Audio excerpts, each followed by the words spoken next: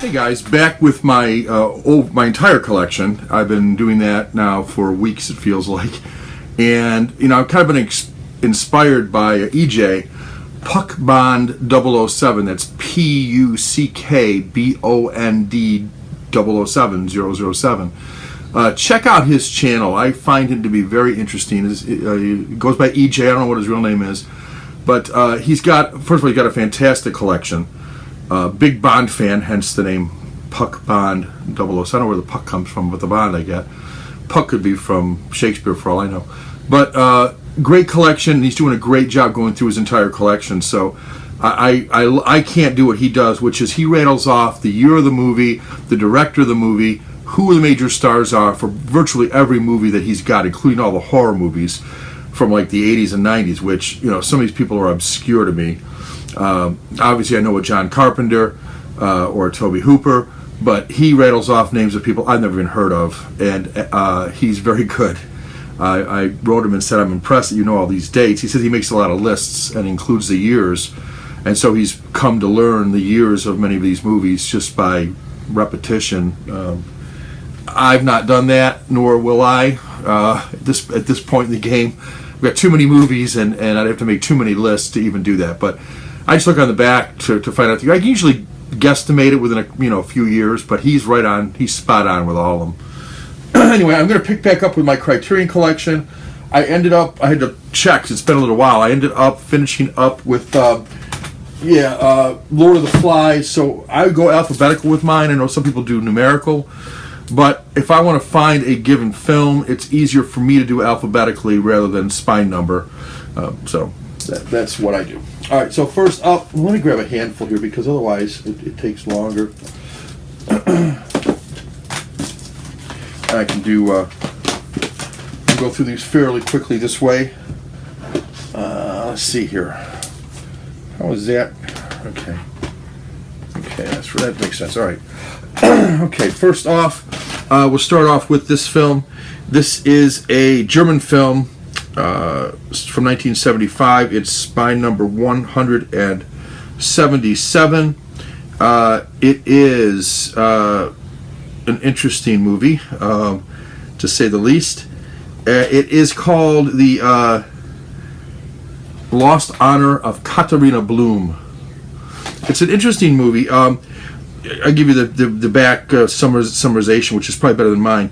When the police arrest Katharina Blum on suspicion of harboring a terrorist, her quiet, ordered life falls into ruins.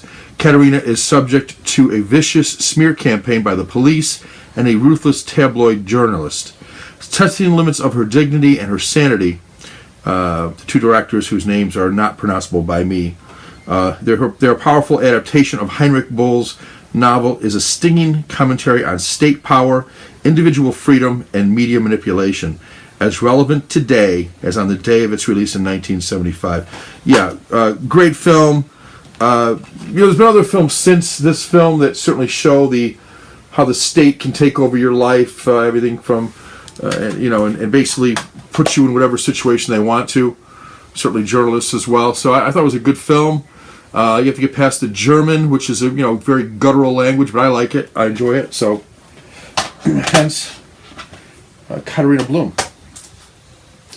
The next one of my favorite Criterion directors. I know Aaron Pinn's better half would argue with me on this, but I really enjoy his look at life, God, religion, marriage, almost everything that he's looked at throughout his career, and that is Ingmar Bergman, and the film is The Magician.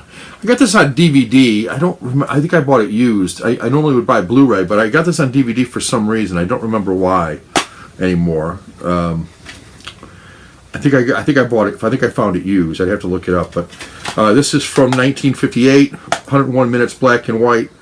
It's spine 537. Again, I'll read the back because I think it summarizes it better than I can. Max von Sydow stars in this. You'll know Max von Sydow from a number of things, including Seventh Seal, The Exorcist, where he played Father Marin, and numerous other movies that he's played in.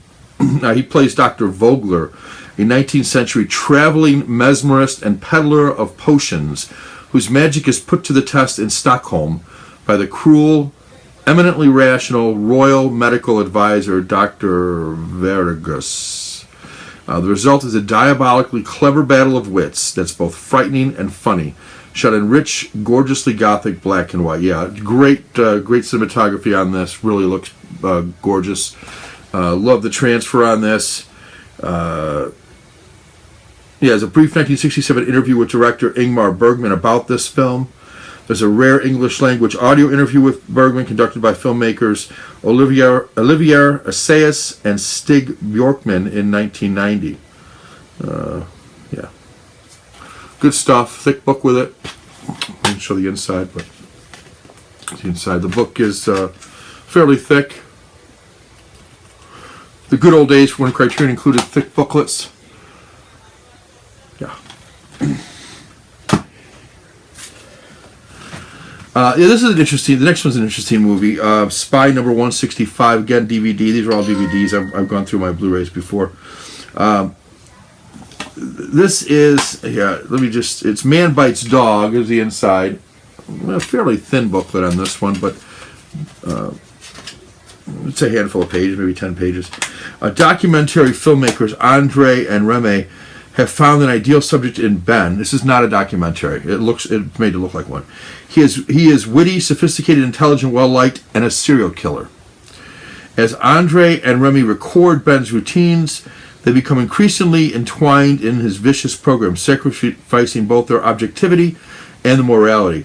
Controversial winner of the International Critics Prize at the 1992 Cannes Film Festival, Man Bites Dog stunned audiences worldwide with its unflinching imagery and brutal satire of media violence and movie making. Yeah, interesting stuff. And there's the cover of it. Kind of cool. Next movie I liked a lot. I think this was a library copy or something, I think. I don't remember why it looks the way it does. And it's got a case that's not quite right. It's got these things on it, which I always hate. I should probably just take them off, but I haven't yet. It does have the booklet with this, though. It's Neil Jordan's Mona Lisa with Bob Hoskins in it. Not a lot of extras on this or anything. There is an audio commentary by the director Neil Jordan and actor Bob Hoskins. Basically, it's a breakthrough film about a noir-infused love story. Bob Hoskins, who snagged an Oscar nomination for his performance, plays George, a small-time loser employed as a chauffeur to an enigmatic, high-class call girl. His fascination with her leads him on a dangerous quest through the sordid underbelly of London, where love is a weakness to be exploited and betrayed. I liked Mona Lisa a lot. Of course, it's got the one of my favorite songs is Nat King Cole's Mona Lisa, and that is the theme song for this. It just really goes well with the film, and I like Neil Jordan's Mona Lisa quite a bit. It's a bare bones release. I kind of wish they would have done a little bit more with the extras on this thing. There's really not a lot other than the commentary and what is a pretty skimpy book. But overall, it's still a great film. I'm just so used to having all the extras on Criterions that I get spoiled, I guess. And I really have a hard time. I only paid probably $10 for that. I got it used. But I have a hard time spending even $20 on a movie that doesn't have a lot of extras. Of course, the only time you get a Criterion for $20 is when they're on sale at the Barnes & Noble biannual sale, or you get the biannual, semi-annual, I think they mean the same, or you have the occasional flash sale that Criterion does. Spine 363 is up next. Oh, by the way, Mona Lisa, did I give the spine number on there? I don't think I did. No, it's blacked out. I don't know what the spine number is. I'll have to look that up later. I don't know what it is from 1986, though. The spine number is actually blacked out on here where I can't even read it. I don't know why. Yeah, I can't read it. Next up, though, is Spine 363, 1967, 81 minutes, black and white. It's in French. This is Mouchette, Robert Bresson, I think it's Bresson, is one of my favorite directors on the Criterion set. Mouchette is an interesting movie. There's a girl on the front cover there. This is the story of this. Robert Bresson plumbs great reservoirs of feeling with Mouchette, one of the most searing portraits of human desperation ever put on film. Faced with a dying mother, an absent alcoholic father, and a baby brother in need of care, the teenage Mouchette seeks solace in nature and daily routine, a respite from her economic and pubescent turmoil. An essential work of French filmmaking, Bresson's hugely empathetic drama elevates its trapped protagonist into one of cinema's great tragic figures. Yeah, I don't want to give a lot away, but it's a beautiful movie. Most of Robert Bresson's movies are very, very, very touching, in my opinion. So, good stuff. Reminds me a little bit of De Sica in the rawness of the emotion that comes through. All right, this next one, filmed by director Lasse Hallström. Yeah, this is it's a Swedish movie, as I recall. Yeah, this is the story of first of all, Spine 178.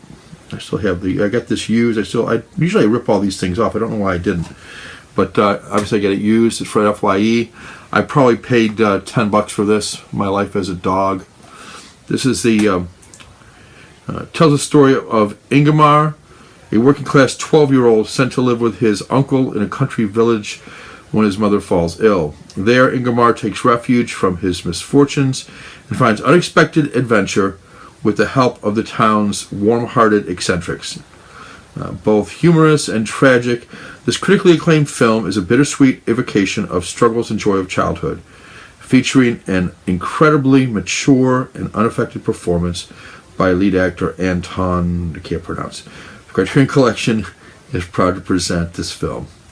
It's a coming-of-age story. I love coming-of-age stories, and so I really did like that. There's a cover. There's a boy there. Yeah. And to me, any coming-of-age story, you can always relate in some way. You can remember something from your childhood or a lot of things from your childhood that kind of match up with what's in the film. And that's true with My Life as a Dog. I thought it was a really good movie. Next, American Made.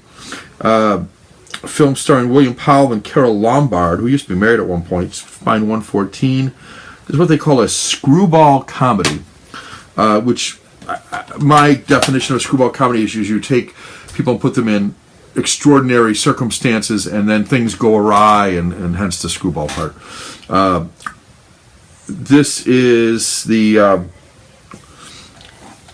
93 minutes long, 1936, black and white. He is a millionaire who decides he wants to see what life is like on the poor side of town, and he then becomes what do they call them in this movie? There's a name for them. The forgotten man, or a forgotten man. In other words, a bum, a vagrant, homeless person.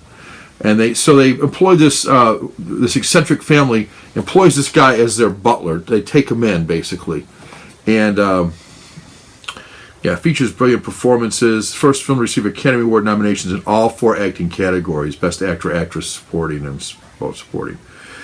Great cast in this. Just a wonderful film.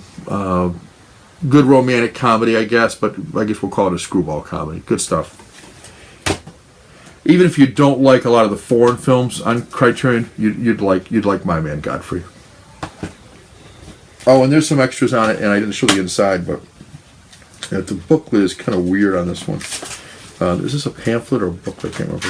Yeah, this is the pamphlet style that I don't really care that much for.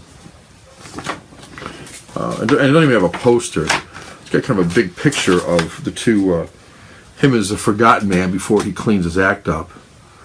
And a beautiful Carol Lombard. They were married. They were divorced, I think, at this point in time, and still made the movie. I'm going to keep the picture that way on this one.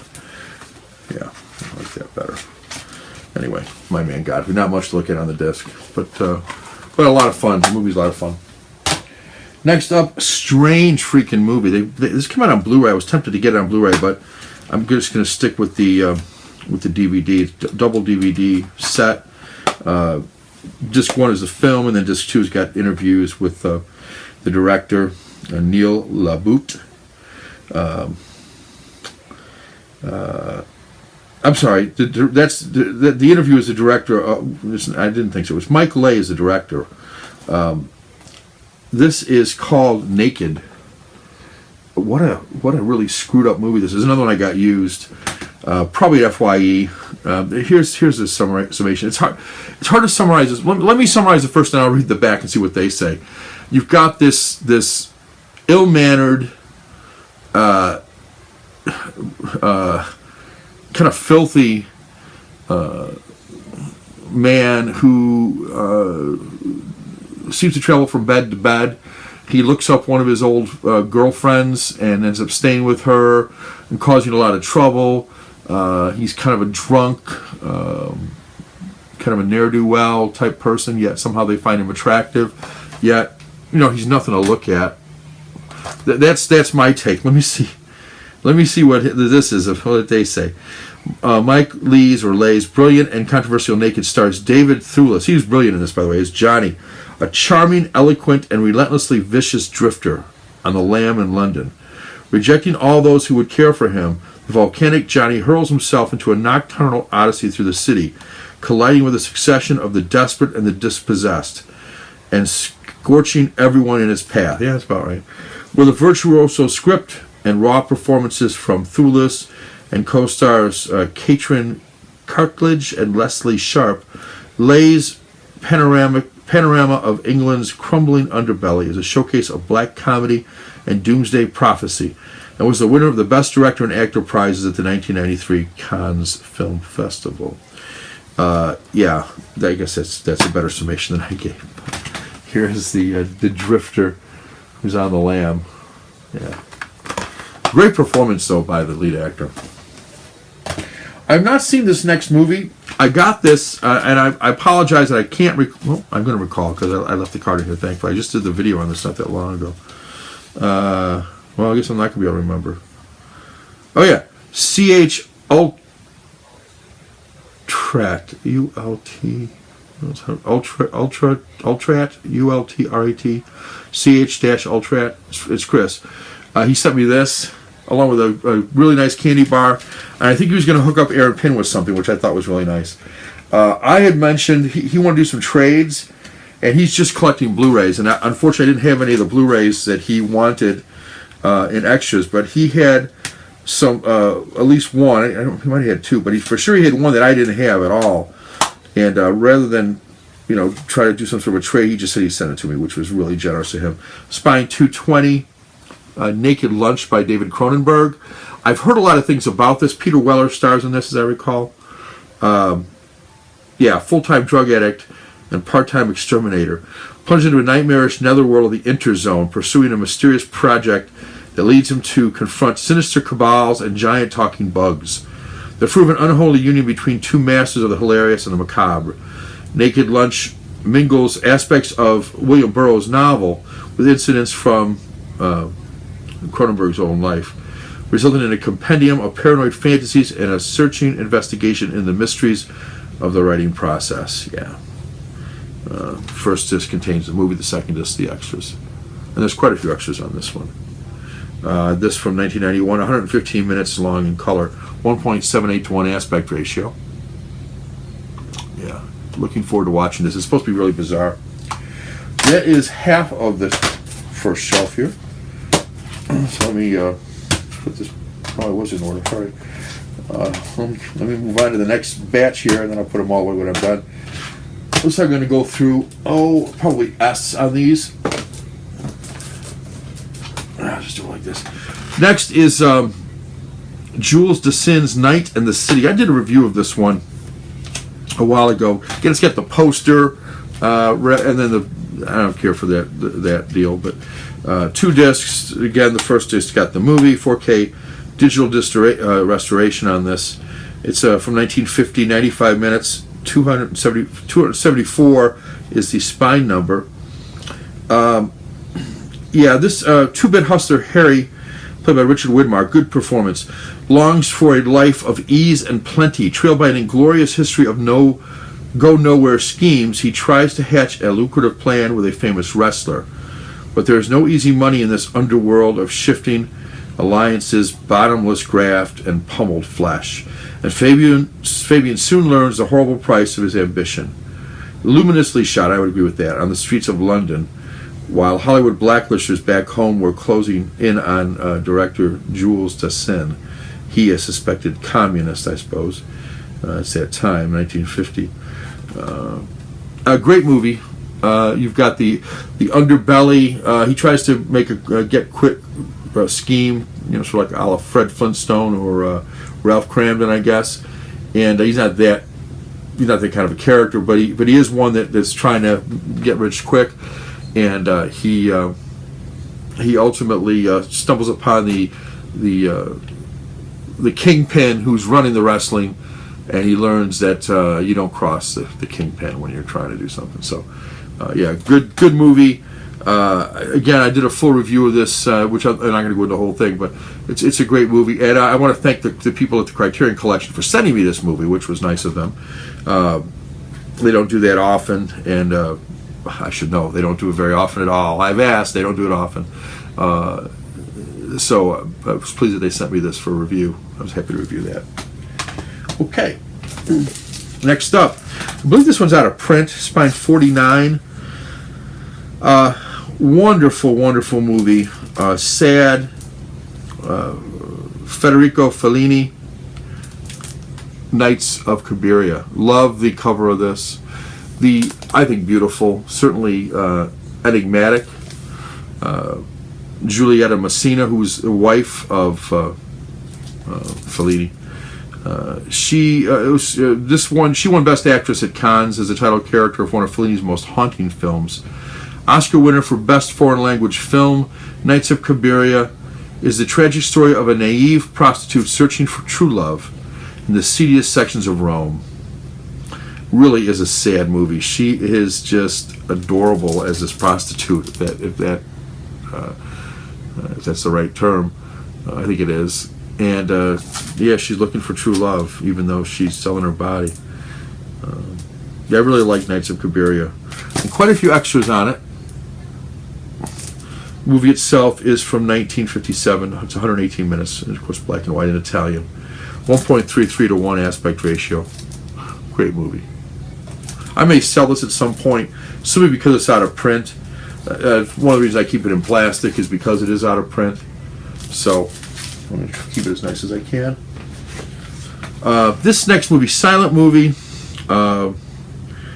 but one of the greatest performances probably ever put on film. Spine number 62. It's from 1928, 82 minutes long. This has got 2 discs? No, 1 disc.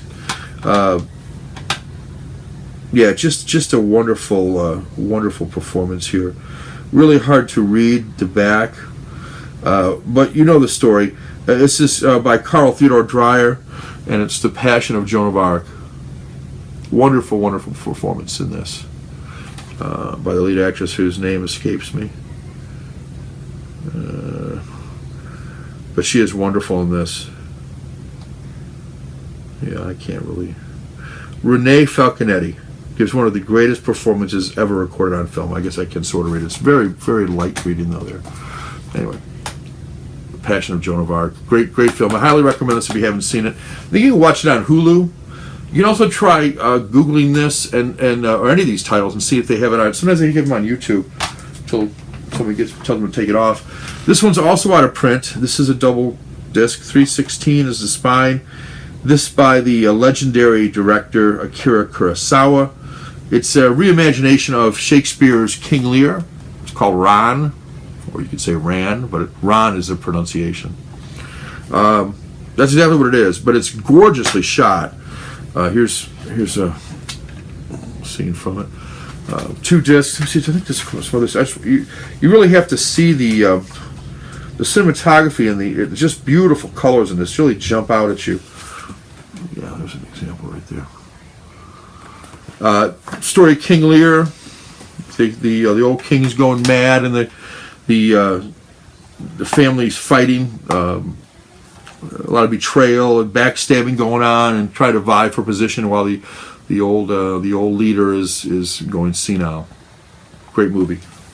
Ron. Next up, another one by Akira Kurosawa. I don't have the Blu-ray on this, and I'm okay with that. It's not that I don't want to get the Blu-ray. I usually have to have a lot of extra, more extras on it for me to want to get it, as opposed to just a better picture. Oh, pardon me, my allergies have been killing me today. From 1950, it's 88 minutes long. It's in black and white. Of course, it's in Japanese. Spy number 138. What an interesting movie, though. This is Akira Kurosawa's Rashomon. Highly recommend this. On DVD, Blu-ray, whatever. Again, I get it on a DVD, probably used again. Either I got it off eBay, or I can look it up. I've got all this stuff cataloged on my iPad, but I'm using it right now. I either got it at FYE or off of eBay, probably. And probably paid $10, $12 for it, something like that, no more than that usually. Special features, quite a bit on this one. But basically, this is a story of a man is murdered, his wife is raped, and then there's the story of, it's three different viewpoints, from the story of the killer, the story of the wife, and the story of somebody who comes along. It's like a knight or something that comes along, or not a knight, but a samurai who comes along. And it's told, and so there's a jury kind of hearing this, kind of I guess it's sort of an informal. No, it's not informal. It's just outdoors. I remember jury that's kind of hearing this tale. And you're left to figure out for yourself what the real story, what really happened, because it's three different viewpoints. Similar things happen, but in the end, but the guy's still dead. The woman either was raped or had sex, one or the other. But interesting movie. Really enjoyed Rashomon. I enjoy almost everything by Akira Kurosawa. Next, a film by Jean Renoir. This is called The River. I didn't know what to make of this when I first got it, but I liked it. It's shot in India. It's visually beautiful. It was Renoir's first color film. It eloquently contrasts the growing pains of three young women with the immutability of the holy Bengal River, around which their daily lives unfold. Yeah, it's actually in English, which I was surprised. Yeah, I liked it. I liked the movie quite a bit. It's kind of a coming of age story, very beautifully shot. I don't know what else to say about it. It's The River. All right, a couple more. This is another one of these ones similar to Armageddon that people say, why is this in the Criterion Collection? It's like Chasing Amy. Why is this in the Criterion Collection? Well, this is another one. I actually like this movie. I like all these. It's another Michael Bay movie, but Michael Bay has his place in cinema. This one stars Sean Connery, Nicolas Cage, Ed Harris, and it's the story of a U.S. Marine general seizes a stockpile of chemical weapons and takes over Alcatraz with 81 tourists as hostages on the San Francisco Bay Isle. His demand: restitution to families of soldiers who died in covert operations. The response: an elite Navy SEAL team with support from an FBI chemical warfare expert, Nicolas Cage, and former Alcatraz escapee, Sean Connery, is assembled to penetrate the terrorist defenses on the island and neutralize the threat before time runs out. Yeah, it's fast-paced. Michael Bay, explosions, high drama. Anyway, 1996, 136 minutes. It's in color, 2.35 to 1 aspect ratio, spine 108. Talking about The Rock. Yeah, I like The Rock. I'm okay that it's on the Criterion Collection. Do I think it's the type of movie I normally would associate with the Criterion Collection? No, but I still think that it has its place in the collection, for good or for bad. Next up, a movie that certainly does belong in the Criterion Collection. I think this is one of these ones with a reversible sleeve, if I'm not mistaken. I'm wrong. I am mistaken. Okay, it's not a reversible sleeve. This is an interesting movie. Maybe his best. Maybe his best. Really hard to read. This is a Wes Anderson film, Spine number 157, and it's the Royal Tenenbaums.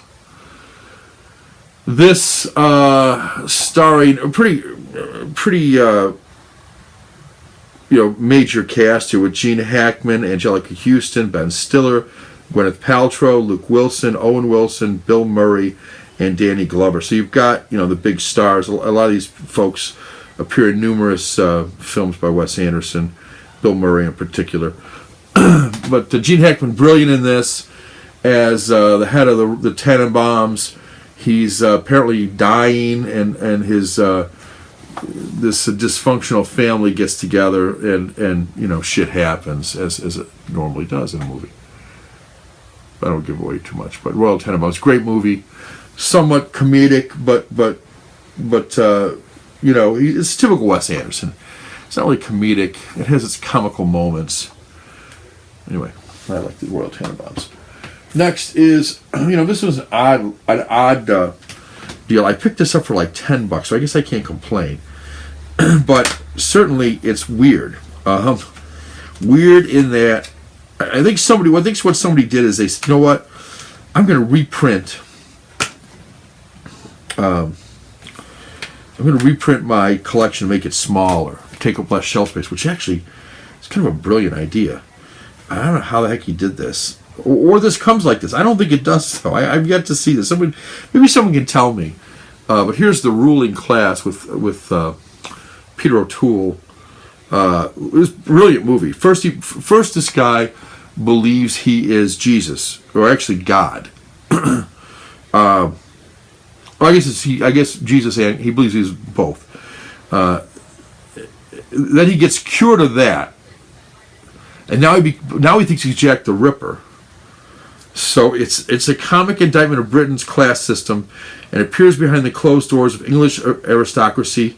Insanity, sadistic sarcasm, and black comedy, just a touch of the Hollywood musical, are all featured in this beloved cult classic directed by Peter Medak. 1972, 154 minutes, Spine number 132. But look at how thin it is compared to these are both doubles. Compared to a regular disc, I mean, it's like half the size. But yet, it seems to, and the booklet's inside of it, and it is the right. I mean, I don't. It's not a copy. I can tell it's an actual disc as opposed to somebody made a copy or something and sold it that way. I think I bought it at FYE. Yeah, it's the original film, and it's the original booklet. This is not a reprinted booklet. I can tell just by looking at it and feeling it. I think the outside cover though is reprinted, and certainly the disc I don't believe is supposed to be that thin. But interesting. It's the only one I have like that. But I've left it alone. I haven't really tried to do anything more with it. I guess I'm kind of living with it like that. Next, another Wes Anderson film. So we had a lot of interesting extra. They didn't show the other one. This has got like a map, and this is a Rushmore. Bill Murray in this again. This is a British.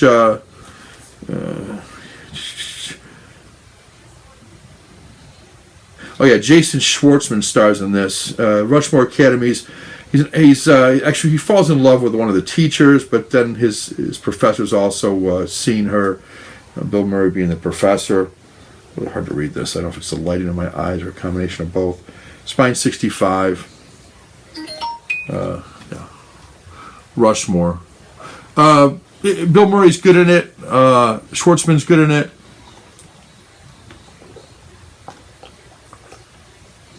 It's a typical type of movie for Wes Anderson. I thought that was interesting.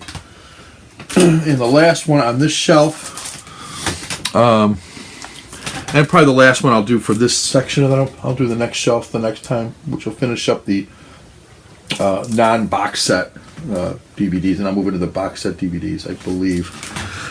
This one, I love this movie by the males. I always have trouble saying this. Maysles, yeah, David and Albert Maysles. They directed a lot of different movies, including, I believe, didn't they do? They do a lot of documentaries. Oh, they did Grey Gardens, and they may have done not Woodstock, but I think they might have done Monterey Pop, if I recall right. Anyway, love this movie, Spy Number 122. I've talked about it many times. One of my favorite movies of all time. I don't know where it fits in as a documentary. I mean, love the one character here in particular. It's like the Willy Loman. It's called Salesman. If you've ever been in sales, this is just such a wonderful movie. It's these guys selling Bibles from door to door. They get their lists from the local church. They go out, normally the Catholic Church, but it could be a lot of different churches. They go out and they have this. I don't know what it costs. It doesn't never really get into the cost of it. I'd love to have a Bible that they were selling from the look of it. Beautiful looking Bible, and they talk. They try to, and they go into these homes. Before reality TV set in, they go into these homes and they have a camera rolling, and they'll talk to the woman of the house usually. I remember once seeing a woman smoking a cigarette. She got the little kids, and he's like, don't you believe it's important to have the Bible in the kids' lives? And oh yes, it is, and important to have God. And oh yeah, and well, here's the Bible, isn't it beautiful? Oh, it is. And how would you pay for something like this? Oh, we couldn't afford it. It's that type of a. I have to check with my husband when he gets home, and these guys, going from door to door, being dejected, coming back to the hotel room where they're sharing. And sharing the results of their day as to who sold what and so on and so forth. Of course, the sales manager is trying to, tell them that if they don't sell, they're going to be out on the street. There's a lot of pressure, and this guy in particular, very moving, very very heavy Irish brogue. This guy's got. I don't know what happened to any of these people from this movie. At one time, I googled it, but this is just a wonderful movie. I highly recommend Salesman. If you haven't seen Salesman, see if it's on Hulu. I think it might be. Check it out. One of my favorite documentaries of all time. Really is moving. Again, if you've ever sold anything, and I've tried to, it's not an easy life. A lot of rejection, and it's hard, and it's demoralizing, and it's the Willy Loman thing, and like the death of a salesman. So, Salesman, highly recommend it. All right, guys, that's it for that shelf of Criterion stuff. Fingers crossed. I believe that any day I'll be receiving a package from the kind folks at the Criterion Collection, sending me another movie to review. It's been a while, a year or so, since the last time I got something, and again, they don't give them out often, and I highly recommend not trying to contact them for a number of reasons. Of course, people can do whatever they want.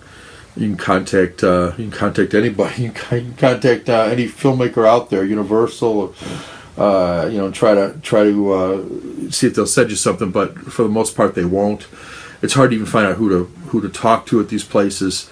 But anyway, again, they don't give out many. They've been kind enough to watch my channel, and I guess they they spend a lot of money in the Criterion Collection. I think that's part of it, and I have. And I probably own 200 or more titles, and I bought all of them but one. So, well, two, counting the one that the CH Ultra sent me. I bought all the rest, so it's not like I haven't contributed to their fund. I do quite readily and will again. But I believe there is a movie they're sending me, and I'm greatly looking forward to it. It was on my list of, I wish they would put this out on Criterion Collection. They finally have, or they're about to, and I should be receiving it in the mail, I hope any day.